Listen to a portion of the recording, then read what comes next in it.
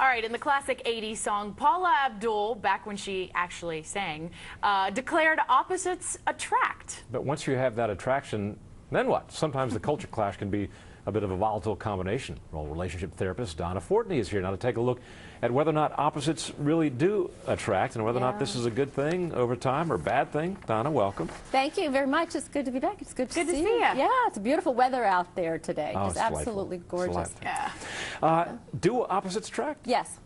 Yeah. Most and definitely. why and I is would that? say like about 99% of the time. Why But is it's that? in the beginning always. It's always, well, it's in the beginning and it's unconscious. You wouldn't want to attract your opposite consciously. You know, we're out there looking for a partner, whether you're aware of it or you just happen to meet somebody. So- It's not a conscious choice Well, who you what's the choose. part of the subconscious that's at work there? Well, what happens is we grow up in a family where we've got parents that have positive and negative traits, characteristics, and one of those parents frustrates us, and they've got more of the negative traits that sort of show up on a template. And we go looking for this template, so it's out there looking unconsciously for somebody. Just like how And they say finds- girls look for their fathers. Yeah, and guys look for their mothers. But not all of it. I mean, you have lots of things that attract. You both like the same food, maybe go to bed at the same time. You're always going to be at the same intellectual development level, okay? And the same emotional development level. I mean, you remember Pretty Woman? So, Same- get back they to were that both very template that smart. you were talking about a little bit. I want to hear more about that. What's Okay. on that template that you're looking for? You're looking for the traits of your parent, of your caregivers, because they may not always be your parents these Okay. days. Whoever had the biggest influence in your life. Who had big influences. Your grandmother could have been living with you.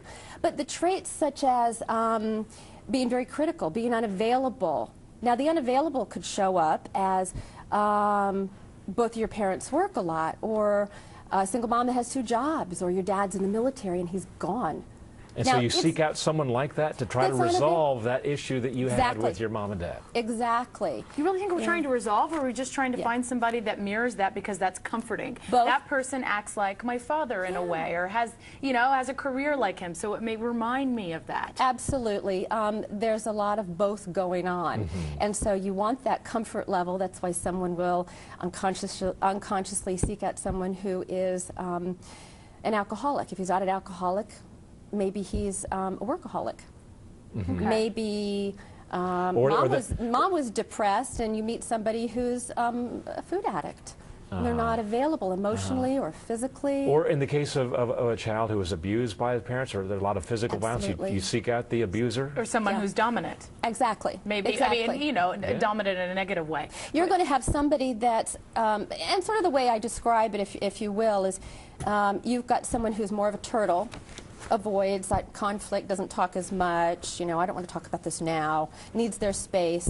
And then there's the distancer, and the pursuer is more of a tiger or a hailstorm. Talk to me. Let's resolve this now. You come walking through the door, and they just start at you. They don't even stop to say, hi, honey. It just goes off. Right. And now this happens after that wonderfully beautiful romantic stage. After the honeymoon stage. Yeah. And you talk because about everything's alive then. Yeah, everything. It's great. The flirting, the this, the that, everything's new. But when that newness rubs off and you have opposites and that brought you together, you say that the two, the man or the woman or whoever's in the relationship, speak somewhat different languages. Yes.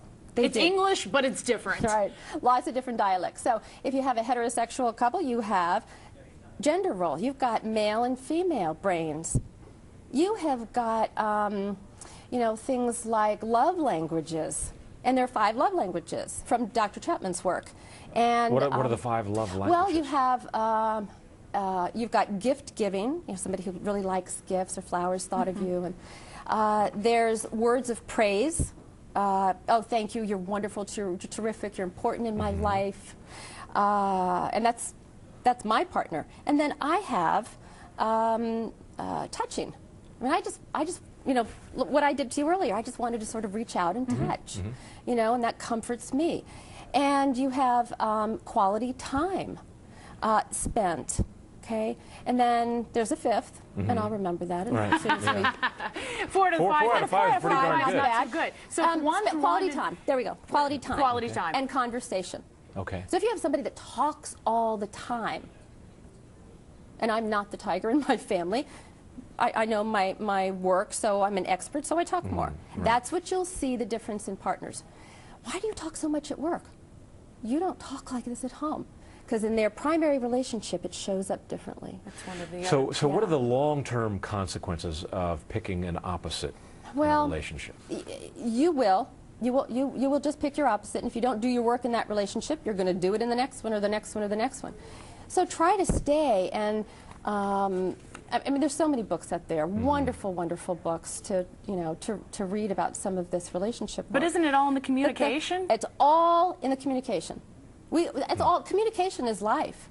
We're communicating with everything we do, everything we say, a look that we make, because we'll trigger each other. Now, I see a lot of people who go through different relationships, adult relationships, love interests, and oftentimes I'll see that they make up for one failed relationship with the opposite. They choose, for instance, a girlfriend who is very much different from their first spouse or whatever. Because I had enough of that. Right. Let's try something else and see if this works. Exactly. And so you will find after time that that will show up again in a very similar way. And then you have to figure out what to do with it. And that's when you sit down and you have to respect the differences. And you have to say, all right, you're telling me that you really don't like to go out 3 nights a week. I need to stay home. I need to grow. I need to be on the same path. Flexibility is key here in all of this, I imagine. Absolutely. Yeah. And respect. And knowing that you're different. So, Right. well, tell me about the differences. Tell me. Help me understand you. Right. Instead of fighting about it. Yeah. You Tell me why tell me why you do this. You so got to be I your can own little understand. therapist to your mate. Yeah. Right? Yeah. Absolutely. And you really just have to be quiet and listen. Good advice. Stop and listen. Donna Good Fortney, advice. thanks for the advice. You're welcome.